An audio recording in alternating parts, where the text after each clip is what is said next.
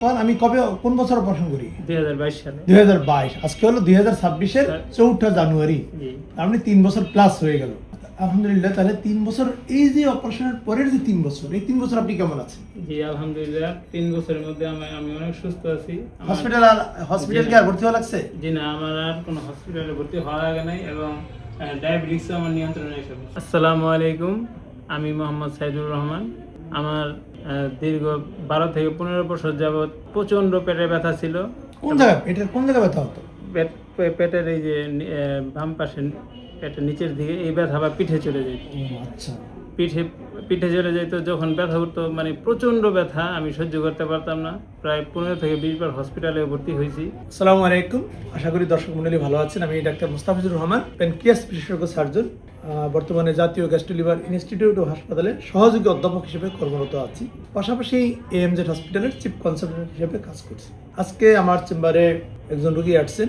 কাগজ ঘেটে দেখলাম যে 3 বছর আগে আমি প্যানক্রিয়াসের সার্জারি করেছিলাম। সাইদুল ইসলাম নাম। আমরা সরাসরি ওনার কাছ থেকে একটু শুনবো যে উনি কি সমস্যার জন্য আমার কাছে আসছিলেন, কি সার্জারি করছিলাম, আর এখন উনি কেমন আছে। আসসালামু আলাইকুম, আমি মোহাম্মদ সাইদুর রহমান। আমার দীর্ঘ 12 থেকে 15 বছর যাবত প্রচন্ড পেটে ব্যথা ছিল। কোন জায়গায় ব্যথা হতো? পেটের এই যে বাম পাশে পেটের নিচের দিকে এই ব্যথা বা পিঠে চলে যেত। আচ্ছা। পিঠে চলে যেত যখন ব্যথা উঠতো, মানে প্রচন্ড ব্যথা, আমি সহ্য করতে পারতাম না। প্রায় 15 থেকে 20 বার হসপিটালে ভর্তি হয়েছি। 7 দিন, 1 সপ্তাহ, 10 দিন ভর্তি ছিলাম। তারপরে আমি মুস্তাফিজুর রহমান স্যারের সন্ধান পাই। তারপর মুস্তাফিজুর রহমান স্যার আমার এই প্যানক্রিয়াসের যে অপারেশনটা সেটা করে। আচ্ছা, আমার সন্ধান পান। আমি কবে কোন বছর অপারেশন করি? 2022 সালে। 2022 আজকে হলো 2026 এর 4 জানুয়ারি। আপনি 3 বছর প্লাস হয়ে গেল। আলহামদুলিল্লাহ। তাহলে 3 বছর এই যে অপারেশনের পরের যে 3 বছর, এই 3 বছর আপনি কেমন আছেন? জি আলহামদুলিল্লাহ 3 বছরের মধ্যে আমি অনেক সুস্থ আছি। হসপিটাল কি আর ভর্তি হওয়া লাগছে? জি না, আমার আর কোনো হসপিটালে ভর্তি হওয়া লাগে নাই এবং ডায়াবেটিস আমার নিয়ন্ত্রণে এসে গেছে। আগে কি ইনসুলিন নিতেন?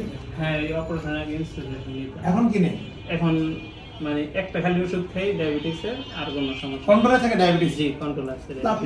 আমরা তো বলি যে একটা অপারেশনের পরে সার্জনের ফলো আপে থাকার জন্য। আপনি তো 3 বছর আসলেন না, মানে কেন? মানে ভালো ছিলেন এই কারণে? ভালো ছিলাম এই কারণে, সমস্যা হইলে আসতাম, কিন্তু আমি ভালো ছিলাম, আল্লাহ ভালো রাখছে এই কারণে আর আসিনি। আচ্ছা, একটা বিষয় জানতে চাচ্ছি যে আপনাকে যখন 2022 সালে আমি অপারেশন করি, তখন তো কিছু নিয়মের কথা বলছিলাম যে আপনি এই খাবারগুলো, অর্থাৎ অতিরিক্ত তৈলাক্ত খাবার, খাসি, গরু, পোলাও, কোরমা, বিরিয়ানি, তেহেরি, ডিমের কুসুম বা ডুবো তেলে তৈরি করা খাবারগুলো অ্যাভয়েড করবেন। অল্প করে খাবেন, বারবার খাবেন। 3 বেলা খাবার, 5 বেলা খাবেন। খেতে সেটা কি মেনে চলছে? জি এখন মেনে চলছে? জি আলহামদুলিল্লাহ। আরেকটা বলছিলাম কি যে সবজিতে পানির পরিমাণ বেশি সেইগুলো বেশি খাবেন, যেমন লাউ, শসা, পেঁপে, মিষ্টি কুমড়া, জালি কুমড়া, কাঁচকলা, ঝিঙ্গে, দুন্দুল এবং শীতকালীন যে সবজি ফুলকপি, বাঁধাকপি, মূলা, শালগম, এগুলো অর্ধসিদ্ধ টাইপের রান্না, ঠিক আছে? এই সবজির ভিতরে মাছ বা মুরগি দিয়ে রান্না করা যাবে, অবশ্যই কাঁচামরিচ দিয়ে রান্না করা। কি বলি? কাঁচামরিচ দিয়ে হালকা হলুদ বা হালকা তেল দিয়ে রান্না। এই সবজির ভিতরে প্রয়োজনে ডালও দিবেন, একটু প্রোটিনের মাত্রা বাড়বে। ডিম খাওয়া যাবে, তবে ডিমের কুসুম আমরা খেতে নিষেধ করি। ডেইলি 1 বা 2টি ডিমের সাদা অংশ খাবেন। তো সেটা কি আপনি মেনে চলছিলেন? জি আমি আলহামদুলিল্লাহ, মানে আমার ফ্যামিলি থেকেও মানে মেনে চলে। আলহামদুলিল্লাহ, আমাকে অনেক কেয়ার করে রাখে। এই কারণেই তো ভালো আছে। জি আলহামদুলিল্লাহ।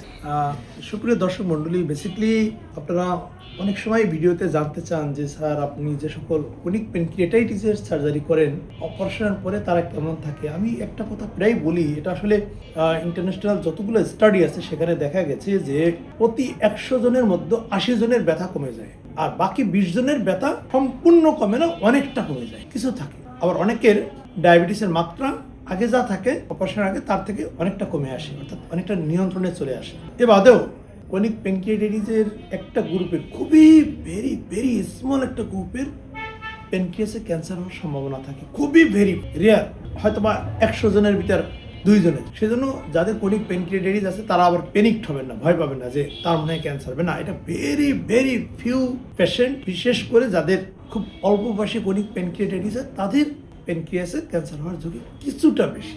তার মানে হলো যে ক্রনিক প্যানক্রিয়াটাইটিসের সার্জারি হলে ব্যথা যেমন কমে, ডায়াবেটিস অনেকটা নিয়ন্ত্রণে আসে এবং প্যানক্রিয়াসে ভবিষ্যতে ক্যান্সার হওয়ার সম্ভাবনা কমে যায়। এবং কেমন ভালো থাকে সেটা সাইদুর রহমানের মুখেই শুনলেন। 3 বছর বা তার কিছুটা সময় বেশি হয়ে গেছে, আলহামদুলিল্লাহ তার অপারেশন করার পরে সে একবারও আমার কাছেও আসেনি, সম্পূর্ণ ভালো আছে। সবচেয়ে গুরুত্বপূর্ণ যে মেসেজ সেটি হলো সে তাকে যে খাবারের নিয়মগুলো দেওয়া হয়েছে সেটা সে হুবহু ফলো করেছে। আপনারা বাংলাদেশের যেখানেই থাকেন না কেন খাবারের যে বিষয়টি বললাম হুবহু ফলো করবেন, সেটি অপারেশনের আগেও যে নিয়ম, অপারেশনের পরেও সেই নিয়ম।